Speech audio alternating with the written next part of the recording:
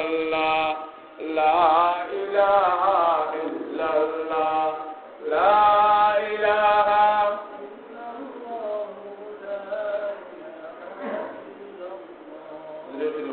لا إله إلا الله لا إله إلا الله لا إله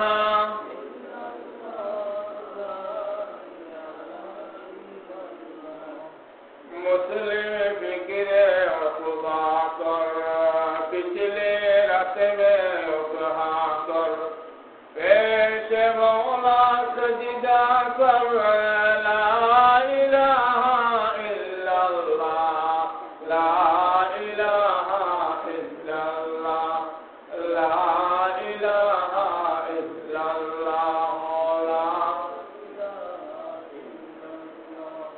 ला إله إلا الله لا إله إلا الله لا إله إلا الله حسن خلقت پیدا کی خلقت پر دل رحمت کی شان دکھا دے وحدت کی لا إله إلا الله لا إله إلا الله لا إله لا إله إلا الله لا إله لا إله إلا الله محمد رسول الله لا إله إلا الله محمد رسول الله محترم حاضرین আল্লাহ রাব্বুল আলামিনের অসংখ্য অগণিত শুকরিয়া যে দয়াময় পরওয়ারদিগার আলম অত্যন্ত মেহেরবানি করে দয়া করে আমাদের উপর অনুগ্রহ করে আমাদেরকে আজকের পবিত্র একটা রজনী যে রাত্রি আমরা সাধারণত সবে বরাত নামে ডাকি বা চিনি লাইলাতুল বরাত বা লাইলাতুল নিসফে মিন শাবান শাবান মাসের 15 তারিখের রাত্রি আজকের এই পুণ্যময় রজনীতে আমাদেরকে আল্লাহ রাব্বুল আলামিন তার মসজিদে আসার এবং কোরআন হাদিস থেকে কিছু কথাবার্তা শোনার জন্য আল্লাহ রাব্বুল আলামিন তৌফিক দান করেছেন। এজন্য আমরা রব্বুল ইজ্জতের দরবারে প্রথমে শুকরিয়া আদায় করি। আমরা দুজনে সাথে বলি আলহামদুলিল্লাহ। আল্লাহ শুকরিয়া আদায় করলে আল্লাহ তাআলা তার নিয়ামত বাড়িয়ে দেন। লাইন শাকারতুম লাযীদান্নাকুম ওয়া লাইন কাফারতুম ইন্না আযাবি লাশাদীদ। আল্লাহ তাআলা বলেন, আমার নিয়ামত পাওয়ার পরে যারা আমার নিয়ামতের শুকরিয়া আদায় করবে, যারা কৃতজ্ঞতা জানাবে, যারা শুকরগুজার হবে, যারা আমার প্রতি কৃতজ্ঞ হবে, তাদেরকে আমি আল্লাহ রাব্বুল আলামিন আমার পক্ষ থেকে আমার নিয়ামত আমি অধিক অধিক হারে বাড়িয়ে দেব। এই জন্য এটা একটা নিয়ামত যে আমার মতো আপনার মতো অনেক যুবক, অনেক বয়স্ক লোক তারা আজকের এই রাত্রিতেও বেগাফিল, বেখবর যে আজকের রাত্রিতে কি হচ্ছে, আজকের রাত্রিতে কি হবে, আজকের যে রাত্রিতে একটা পূর্ণময় রজনী, আজকের রাত্রিতে কিছু ইবাদত বন্দেগী করলে সওয়াব পাওয়া যাবে, কি পরিমাণ সওয়াব পাওয়া যাবে, এই সমস্ত বিষয়বস্তু জানেও না এবং তারা খেলায় খেলায় সচরাচর দেখবেন রাস্তাঘাটে এবং হাটে মাঠে বাজারে তারা সময় যাপন করছে, ব্যয় করছে। তাদের আমাদের এই শবে বরাত, আমি গত মহাভারতেও বলেছি যে শবে বরাত এটা ফার্সি শব্দ। বস্তুত আমাদের দেশে ফার্সি ভাষার একটা প্রচলন ছিল, আর সেই প্রচলনের কারণেই আমাদের অনেক কাগজপত্র জায়গা জমির কাগজপত্র এবং কি অফিস আদালতেও ফার্সি শব্দ ব্যবহৃত এখন পর্যন্ত হচ্ছে। সেই সুবাদে আমাদের এই উপমহাদেশে ফার্সিতে এই নামটা বেশি অধিক পরিচিত, সমধিক পরিচিতি লাভ করেছে। সাধারণ মানুষের কাছে লাইলাতুল কদর বললে সে বুঝবেই না। লাইলাতুল মিন নিসফে শাবান বললে বলবে এটা আবার কোনটা, কিন্তু শবে বরাত বললে শিক্ষিত অশিক্ষিত সবাই বুঝবে যে শবে বরাত নামে একটা রাত্রি আছে। যাই হোক, আজকের এই রাত্রিতে আমাদের কি করণীয়, কি বর্জনীয়, আমাদের এই রাত্রিতে ইবাদত বন্দেগী কি ধরনের করতে হবে, সেই সম্পর্কে আমাদের কিছু ইলম জ্ঞান থাকার দরকার। কারণ আমাদের সমাজ এবং রাষ্ট্রে অধিক ছাড়াছাড়ি আর অধিক ভাড়াবাড়ি দুইটা জিনিস হবে। একটা হচ্ছে যে কোনো বিষয় নিয়ে এত মতানৈক্য হয় যে এই বিষয়টা সর্বসাধারণ যারা, আমরা যাদেরকে আম পাবলিক বলি, সাধারণ মানুষ যারা, তারা কিন্তু এই বিষয়টা নিয়ে এত বিভ্রান্তিকর পরিস্থিতির মধ্যে পড়ে যে কোন দিকে যাবে পথ খুঁজে পায় না। কারণ হলো এটা আমাদের স্বভাবগত অভ্যাস। আমরা যখন বিতর্কে জড়িয়ে যাই তখন এই বিতর্ক এত চৌড়া হয়, এত দীর্ঘ হয় যে এই সমস্ত বিতর্ক করতে করতে মূল বিষয়বস্তুটার থেকে আমরা সরে যাই। প্রকৃতপক্ষে উভয়টি আছে। যেমন আমাদের দেশে শবে বরাত পালন যেভাবে হয়, কোরআন হাদিসের সেই বর্ণনা অনুযায়ী আমরা মাত্রাতিরিক্ত করে দেব, এটা নিয়মের বহির্ভূত করি, এটা যেটা করার কথা নয় এইগুলো আমরা করি। যেমন এটা অনেকাংশে এখন কমেছে আমাদের সমাজে। আগে আমরা যখন ছোট ছিলাম তখন আমরা দেখতাম যে অনেক কুসংস্কার শবে বরাতে উদযাপিত।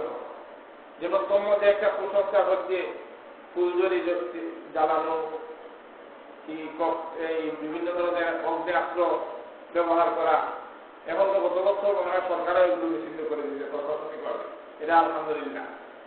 আমি আপনাদের জানার জন্য বলছি, আমি যখন 1995 ইংরেজিতে 93 ইংরেজিতে আমি সাইকেল দিয়েছি, তখন আমি এসে আমাদের এই এলাকার একটি বড় মসজিদ মাগরিবের পরে, আমি ইমাম না কিন্তু ওয়াজ করার জন্য তারা বলছিল আমি ওয়াজ করতেছি। তখন এসে দেখলাম যে এমন অবস্থা, মোমবাতি জ্বালিয়ে কবরস্থান থেকে একবারে বাড়ি পর্যন্ত, কি এটাকে বাতি চাপো, এটাকে বাতি জ্বালাইতেই হবে, আগরবাতি মোমবাতি এগুলো জ্বালাইতেই হবে, না জ্বালাইলে হবে না, এটা বাতি চাপ। আর এমন ভাবে এই বাতি জ্বালানোর প্রবণতা যে কবরস্থান থেকে শুরু করে একবারে বাড়ি পর্যন্ত, নিজের ঘর পর্যন্ত, মসজিদের ঘাট থেকে নিয়ে মসজিদ পর্যন্ত, এই যে একটা অবস্থা, অথচ এটা অগ্নি পূজক যারা, তাদের কাজের সাথে আমাদের সামঞ্জস্য হয়ে যায়। সেটা বোঝা দরকার যে আমরা আগুন নিয়ে কোনো পূজা করি না, আমরা কোনো বস্তুর পূজা করি না, আমরা কোনো জিনিস নিয়ে পূজা করি না। আমরা একমাত্র চিন্তা করি আমাদের প্রভু রব্বুল আলামিনের কুদরতি পায়ের মধ্যে আমরা চিন্তা করি। এই শবে বরাতের আরো বিভিন্ন ধরনের কুসংস্কার আছে যেগুলো মারাত্মক ছিল, এখন অবশ্য উঠে গেছে অনেকটা। আজকের রাত্রিতে আমাদের কি করতে হবে, কি করণীয়, সেগুলো জানতে হবে। আখলিস দীনাকা ইয়াকফিকাল আমালুল কলিল, বিশ্বনবী সাল্লাল্লাহু আলাইহি ওয়াসাল্লামের হাদিস। আল্লাহ রাসূল বলেন যে অল্প আমলই নাজাতের জন্য যথেষ্ট। খুব বেশি আমল করার দরকার নেই, কিন্তু আপনার পিওর যদি হয়, খাঁটি হয়, আমলটা যদি আপনার নির্ভেজাল হয়, আমলটা যদি আপনার সঠিক হয়, তাহলে সেইটা আল্লাহর কাছে মূল্যবান।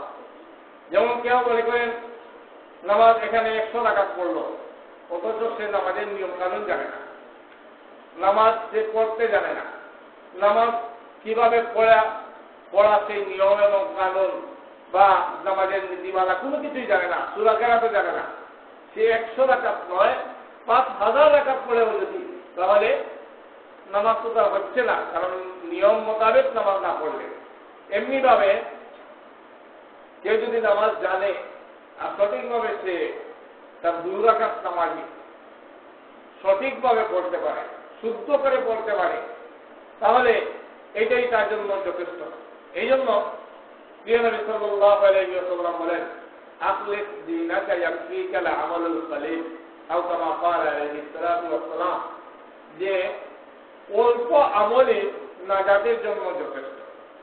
আমরা নামাজ পড়ি 5 ওয়াক্ত। 5 ওয়াক্ত নামাজের মধ্যে আমরা কতটা সিজদা দিচ্ছি? একটা ওয়াক্তে নামাজ যদি 4 রাকাত হয়, তাহলে 2 রাকাতের মধ্যে 4টা সিজদা, 4 রাকাতে 8টা সিজদা। এখন দেখেন তো হিসাব করে 5 ওয়াক্তের নামাজে আমরা নফল এগুলো সহ লাগাইয়া পড়লে কত সিজদা দিতেছি আল্লাহর দরবারে। কিন্তু যদি মনে রাখবেন আপনার জীবনের একটা সিজদা যদি আল্লাহর দরবারে কবুল হয়ে যায়, যদি আপনার একটা সিজদা আল্লাহর দরবারে মকবুল হয়ে যায়, যদি একটা সিজদা আল্লাহর দরবারে আপনার গ্রহণযোগ্য হয়ে যায়, এই একটা সিজদাই আপনাকে জাহান্নাম থেকে রক্ষা করে জান্নাতে নিয়ে যাবে। এই জন্য একটা সিজদা দিয়েই নামাজ বাদ দিয়ে দিবেন এরকম না। কোন সিজদাটা আপনার আল্লাহর কাছে গ্রহণযোগ্য হবে সেটা আপনি বলতে পারবেন না, কেউ বলতে পারবে না, এটা একমাত্র আল্লাহ তাআলাই জানেন। আপনি সিজদা দিতেই থাকবেন। আপনার সিজদা কোনটা আল্লাহর দরবারে কবুল হবে সেটা একমাত্র আল্লাহ রাব্বুল আলামিন ছাড়া অন্য কেউ আর বলতে পারবে না। এই জন্য আমল করতে থাকবেন।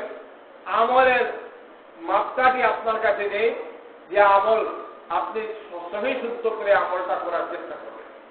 বেরাদারে ইসলাম, আজকের রাত্রিতে অনেকে বলবেন, আজকে আমাদের দেশে যেভাবে উদযাপিত হয় শবে বরাত, আরব কান্ট্রিতে, সৌদি আরবে, মক্কা মদিনায় আবার এভাবে উদযাপন হয় না।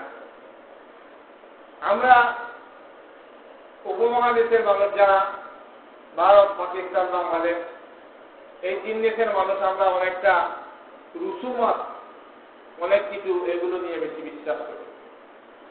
আমরা আবেগপ্রবণ হয়ে যাই। আমরা অনেক কাজ করি যেগুলো মনে করি এটা মনে হয় এভাবে করলে খুব ভালো হবে।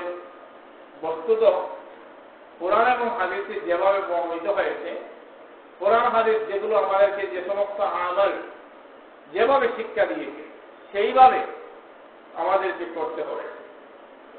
আজকের রাত্রি সম্পর্কে কোরআনে কারীমের কোনো আয়াত দ্বারা প্রমাণিত নেই যে শাবানের 15ই রাত্রি, এই রাত্রিটা এত মর্যাদাপূর্ণ, এরকম কোরআন শরীফে পরিষ্কার বা কোরআন শরীফের কোনো আয়াত নেই।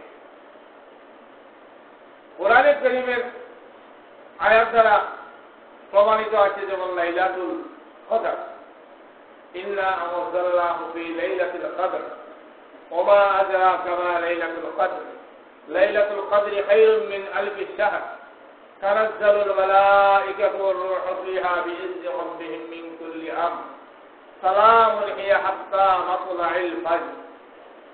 এই যে শবে কদর, এই শবে কদরের ব্যাপারটা কোরআনে কারীমের একটি পরিপূর্ণ সূরা নাযিল হয়েছে। অথচ এই শবে কদরের খবর আমরা কেউ রাখি না, শবে কদরের তালাশ করি না।